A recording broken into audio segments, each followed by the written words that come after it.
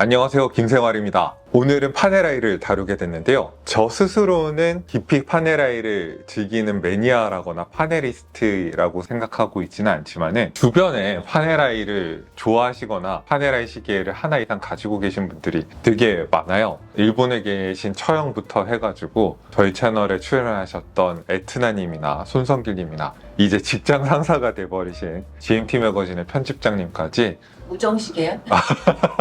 사실상의 파네라이가 우정시계 내지 가족시계처럼 돼버려가지고 저도 하나 있습니다. 오늘 다룰 시계가 두 개거든요. 공교롭게도 그 중에 하나가 제가 가지고 있는 시계의 신형이에요. 제가 써본 시계니까 사용기를 담아가지고 리뷰를 할 수 있을 것 같아요. 사용기를 담아서 소개를 해드리고, 그리고 파네라이 시계가 너무 크다라고 이렇게 고민하시는 분들이 많으신 것 같아서 작은 사이즈의 커란타 이제 40mm의 루미노르 루나로사 GMT 모델도 소개를 해드리려고 하거든요. 뭐부터 얘기할까? 작은 거 먼저 얘기할까? 써본 것부터 하는 게 좋지 않을까? 써본 거부터.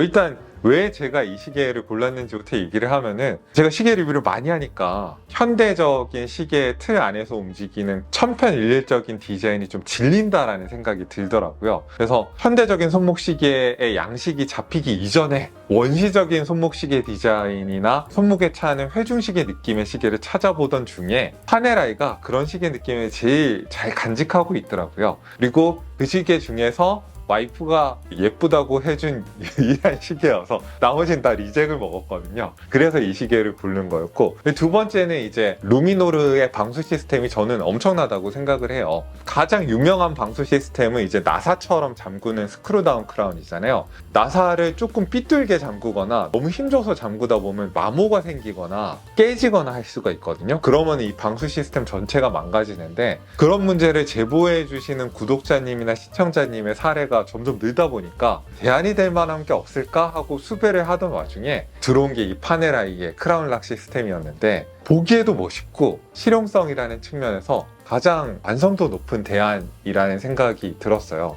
스크루다운 크라운과 달리 열렸을 때랑 닫혔을 때랑 외양상으로 이렇게 확실하게 구분이 된다는 것도 좋았고, 그리고 이렇게 눌렀을 때 적절한 압력으로 스크루다운 크라운 못지않게 크라운을 눌러주기 때문에 확실하게 물로부터 보호가 된다는 기능이라는 측면에서도 좋았고, 파네라이의 미학이랑 이 크라운 시스템이랑 잘 맞아요. 방수 시스템의 혁신이라는 측면에서 평가할 만한 지점도 있고, 보기에도 멋있는데 왜 안 골라? 국가는 가지도 않은 사람이 방송 왜 그렇게 신경 써?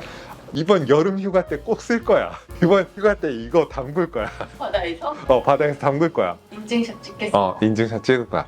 그리고 또 코로나 지나가고 해외 출장이 많아지고 있는데, 많아진다기보다는 몇 달에 한 번 가는 거긴 한데 그래도 갈 일이 있어요. 그러면은 GMT 시계가 있었으면 좋겠다는 생각을 하거든요. 왜냐면은 폰에 있는 스케줄러 같은 것들이 지들 맘대로 현지 시간에 맞춰가지고 시간이 바뀌어버리고 이래가지고 정리를 할 때 아날로그 시계를 기준으로 맞춰야 할 필요가 있는데, 그래서 좀 두 가지 시간을 표현한 시계가 필요하다고 생각하던 중에 이 파네라이 시계가 좀 특이한 게, GMT 침이 보통은 24시간에 한 바퀴를 돌잖아요. 시침은 12시간에 한 바퀴를 도는데 GMT 침은 24시간에 한 바퀴를 도니까 장점은 있죠. 오전, 오후를 한눈에 알 수 있다는 게 장점이긴 한데, 단점은 헷갈려요. 지금 이 몇 시야 이게 헷갈리는데, 얘는 GMT 침도 12시간에 한 바퀴를 도니까 한 방에 읽을 수는 있어요. 근데 이제 문제는 낮인지 밤인지가 헷갈리죠.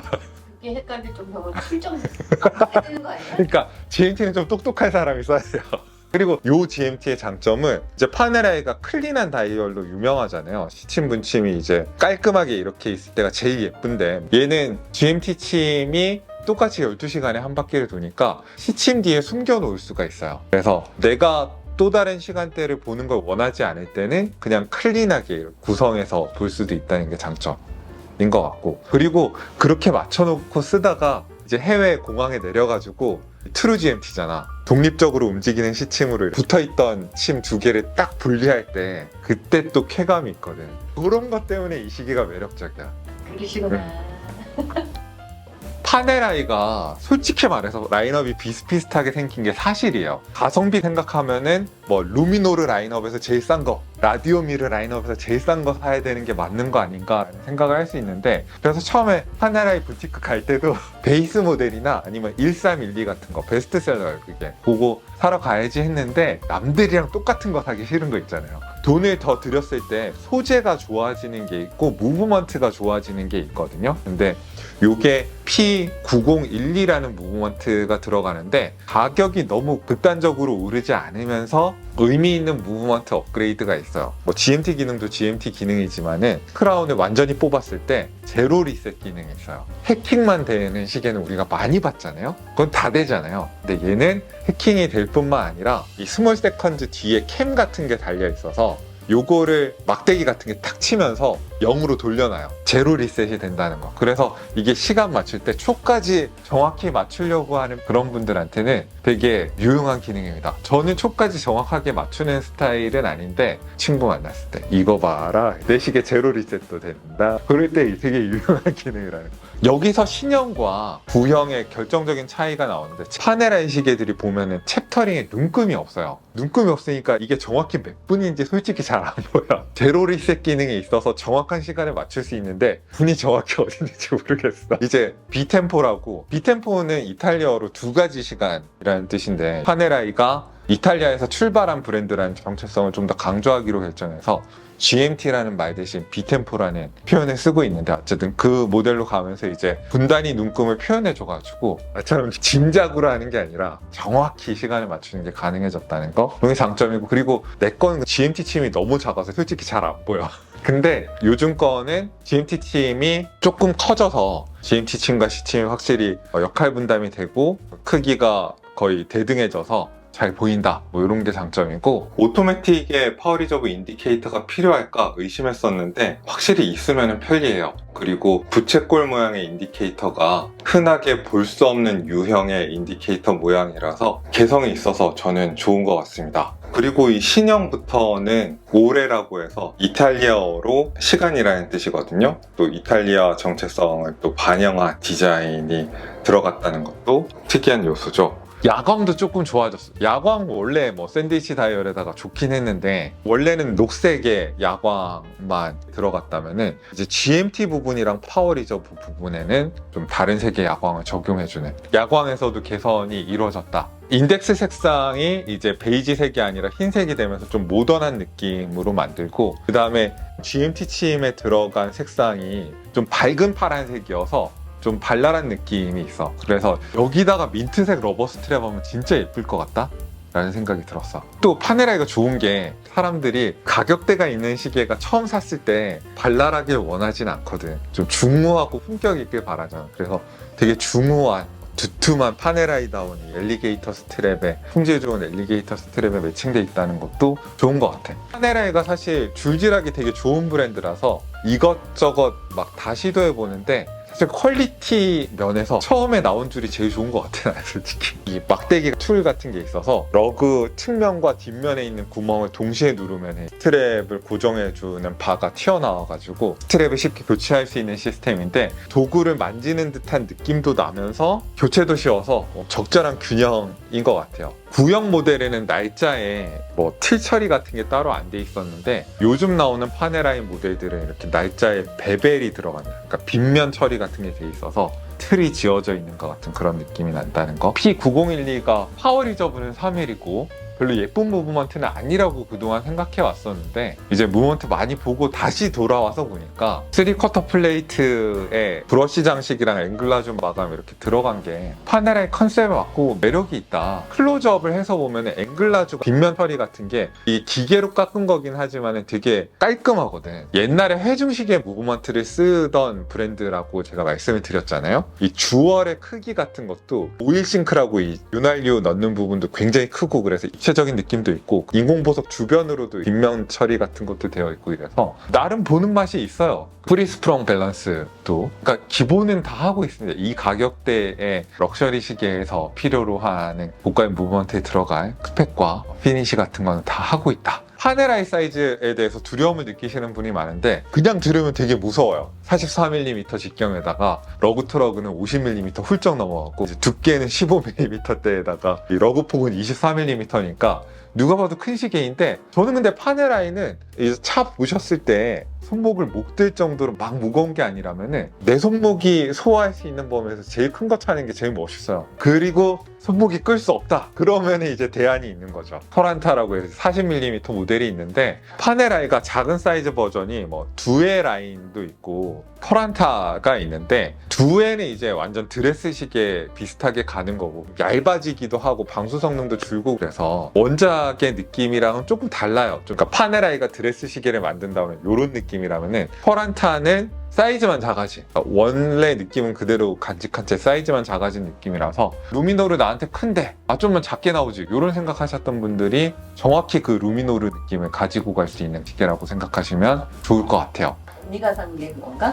근데 그때 GMT 기능이 없는 걸 사셨다면은 이거는 GMT 기능이 있는 거. 언니가 이 영상을 안 봐야 될 텐데 뒷면이 안 보이는 거 사셨잖아. 이건 뒷면이 보여. 이번 영상은 초연이 보지 않았어요. 먹으러 가자. 썬버스트 블루 다이얼에다가 빨간색 팀이 들어가 좀 뭐랄까 다른 파네라이 루미노르가 특수부대 시계라는 그 기원에 좀 더 가깝다면은 요거는 레저 시계라는 느낌에 좀 가까운 좀 더 부자 시계 같은 느낌도 있는 것 같고 느낌이 밝다고 해야 되나? 스타일리시하다고 해야 되나? 잠깐만 GMT 시계 필요했는데?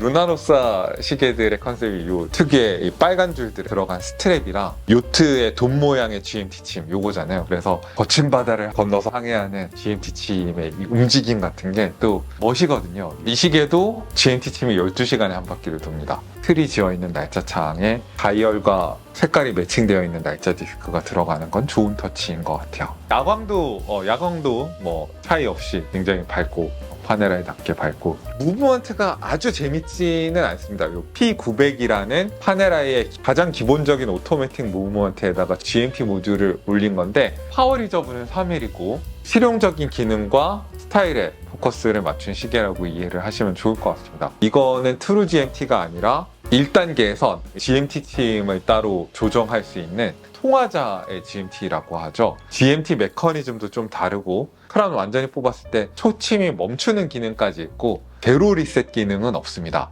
스트랩을 어떻게 교체하냐면 스트랩 뒷면에 버튼이 있어서 이 버튼을 누르면은 스트랩을 앞으로 이렇게 뜯을 수 있는 시스템입니다. 도구 없이 편하게 스트랩을 교체할 수 있는 조금 더 최신 시스템을 가지고 있죠. 만약에 손목이 가늘거나 무거운 시계 싫어하시거나 작은 시계 좋아하신다면 이 시계도 한번 눈여겨보시라고 말씀을 드리고 싶습니다. 오는 13일 9시에 네이버 워치인사이드에서 파네라이를 다루게 될 텐데요. 오늘 나오는 시계들도 다루기는 하지만은 사실은 주인공이 따로 있습니다. 그 주인공에 대한 시계가 너무 인기가 많고 최신 모델이라 가지고 저도 지금 직접 보지를 못했는데 한국에 처음 들어왔던 물량은 이미 다 파네라이 매니아 분들이 구매해 가셨다고 하더라고요. 많은 분들이 갓33이라고 추앙하던 파워 리저브 인디케이터가 이제 배터리 게이지처럼 수평으로 들어가 있고 GMT 기능이랑 24시간 인디케이터가 있던 수동 모델의 후속 모델이 드디어 나옵니다. 이번엔 블루 다이얼에다가 파워 리저브가 10일이 됐더라고요. P2003이라는 오토매틱 무브먼트로 구동하는 제로 리셋이나 이런 갓33을 특징 짓는 요소들은 다 남아있다고 하니까 저도 기대가 많이 되는데 이 모델을 워치인사이드에서 다루려고 합니다. 사실